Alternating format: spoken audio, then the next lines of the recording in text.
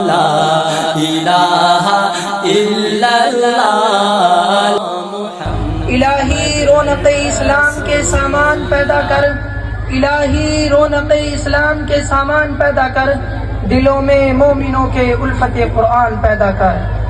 اس programme میں میرا موضوع دنیا کی سب سے پاکیزہ اور مقدس کتاب قرآن پاک ہے۔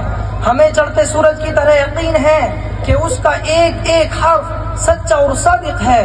وہ قرآن پاک جس کی زبان مقدس، بیان مقدس اور جو فصاحت و بلاغت کا ٹھاٹے مارتا سمندر ہے، جس کے متعلق ارشاد ربانی ہے۔ قرآن وہ کتاب ہے جس کے صادق اور برحق ہونے میں کوئی شک و شبہ نہیں، جس کے بارے میں محسن انسانیت حضور پاک صلی اللہ علیہ وسلم نے ارشاد فرمایا کہ تم میں سب سے بہتر وہ شخص ہے جو قرآن کو سیکھے اور سکھائے۔ دعا کیجئے کہ خداوند قدوس ہم سب کو قرآن پاک کی دولت سے مالا مال فرمائے۔ نوجوان دوستو، قرآن پاک رب ذوالجلال کی طرف سے عطا کردہ وہ حسین تحفہ ہے جس نے 23 برس کی قلیل مدت میں پورے عالم میں وہ انقلاب برپا کر دیا کہ بڑے سے بڑے فصحا، بلغا، ادبا اور شعرا حیران و شزدر رہ گئے، جس کی آیتوں کو سن کر پتھر دل موم ہو گئے۔ دوستو، یہی وہ قرآن ہے جس نے رسول کی رسالت کا اعزاز بخشا، یہی وہ قرآن ہے جس نے پژمردہ قلوب کو تازگی بخشی۔ ہاں، یہی وہ قرآن ہے جس کی برکت سے جنات و شیاطین کا آسمانوں پر جانا بند ہوا۔ یہی وہ قرآن ہے جس کی برکت سے عزت و رفعت کے شامیانے گڑ گئے۔ یہی وہ قرآن ہے جس کی بدولت محبوب حقیقی کو رضا نصیب ہوتی ہے۔ یہی وہ قرآن ہے جو سچائی اور امانت داری کا درس دیتا ہے۔ یہی وہ قرآن ہے جس کی نظیر پیش کرنے سے ساری دنیا عاجز و قاصر رہی۔ یہی وہ قرآن ہے جس نے ذہنی قوتوں کو جلا بخشا۔ یہی وہ قرآن ہے جس کی برکت سے اجڑے چمن میں بہار پیدا ہوئی۔ حضرات، آج کے اس نازک دور میں حفظ کلام پاک کو فضول سمجھا جاتا ہے، اس کے الفاظ کے رٹنے کو حماقت بتلایا جاتا ہے۔ کہا جاتا ہے کہ اس کا رٹنا اور بے سمجھے پڑھنا بے سود ہے۔ افسوس، صد افسوس کہ اس قرآن پاک کے بارے میں ہمارا یہ خیال۔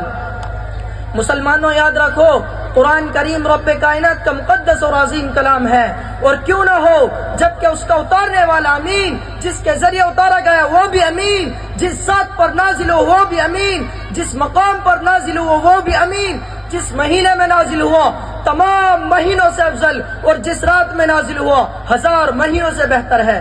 اللہ کا یہ مقدس اور عظیم کلام تمام کلاموں سے افضل اور برتر ہے۔ مسلمانوں، قرآن کریم عظیم برکت اور سعادت ہے جو روح خداوندی اور میدان حیات اور شرحسمی زندگی ہے۔ وہ عرب قوم جو پشت سے مردہ چلی آ رہی تھی، دنیا جس کو ذلیل و حقیر جانتی تھی، کوئی ان کو اونٹ کی مینگنیوں میں کھیلنے والا سمجھتا، کوئی ان کو جہلائے عرب کا خطاب دیتا، لیکن جب قرآن آیا تو جن کا نام جہلائے عرب تھا صحابہ اکرام ہو گیا، جن کو لوگ نفرت سے یاد کیا کرتے تھے، انہیں رضی اللہ عنہ مرضوان کا اعزاز ملا۔ جس زمانے کا نام جاہلیت تھا اس کا نام خیر القرون ہو گیا۔ وہ مردہ قوم جو کروٹ نہیں لے سکتی تھی، طاقت و قوت سے ایسی لیس ہو گئی کہ جس نے قیصر و قسرا کا غرور خاک میں ملا دیا، بڑی سے بڑی حکومت اور سلطنتوں کا تختہ الٹ دیا۔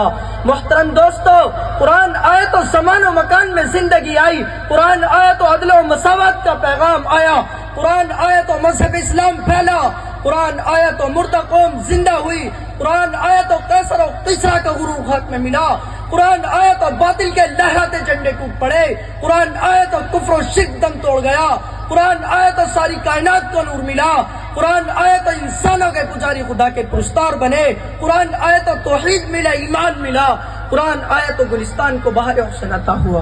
ہاں، مجھے کیا لینے دیجئے، قرآن آیا تو روشنی آئی، قرآن آیا تو تاریکی کافور ہوئی، قرآن آیا تو احکام ملے، شریعت ملی، قرآن آیا تو شرافت و عزت ملی، قرآن آیا تو ضلالت و گمراہی کی وادیوں میں بھٹکتے ہوئے انسانوں کا درد و غم ملا، قرآن آیا تو دوست سب کچھ ملا۔ مگر افسوس، صد افسوس کہ ہم نے اس قرآن کے دامن مقدس کو ترک کر دیا ہے، ہم نے اس کی پاکیزہ تعلیمات کو بھلا دیا ہے۔ نتیجہ یہ ہوا وہ مسلم قوم جس کے سر پر عزت و رفعت کا تاج تھا، آج ذلت و رسوائی کی غار میں جا گری۔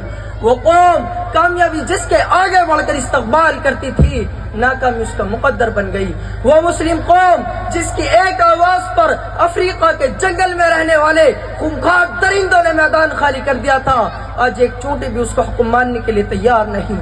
وہ قوم جس نے کبھی حکومت و سلطنت کا فریضہ انجام دیا تھا، آج غلامانہ زندگی بسر کر رہی ہے۔ میں آج واجد انٹرنیشنل اسکول سے یہ پیغام دینا چاہتا ہوں کہ قرآن و سنت کو عملی طور پر اپنی زندگی میں لائیں گے اور اپنی نسلوں میں حفاظ قرآن پیدا کرنے کی کوشش کریں گے، اور ناظرہ قرآن پاک سے کسی ایک فرد کو بھی محروم نہیں رہنے دیں گے انشاءاللہ۔ دوستو، اس پیغام سے میرا مقصد اسکول کی مخالفت کرنا ہرگز نہیں ہے، بلکہ ہماری تو کوشش اور جد و جہد یہ ہے کہ ہمارے معاشرے میں اچھے ڈاکٹر ہوں، اچھے انجینئر ہوں اور ہر محکمے میں اعلیٰ افسران موجود ہوں، لیکن صرف تعلیم انگریزی ہونی چاہیے اور تہذیب اسلامی ہونی چاہیے۔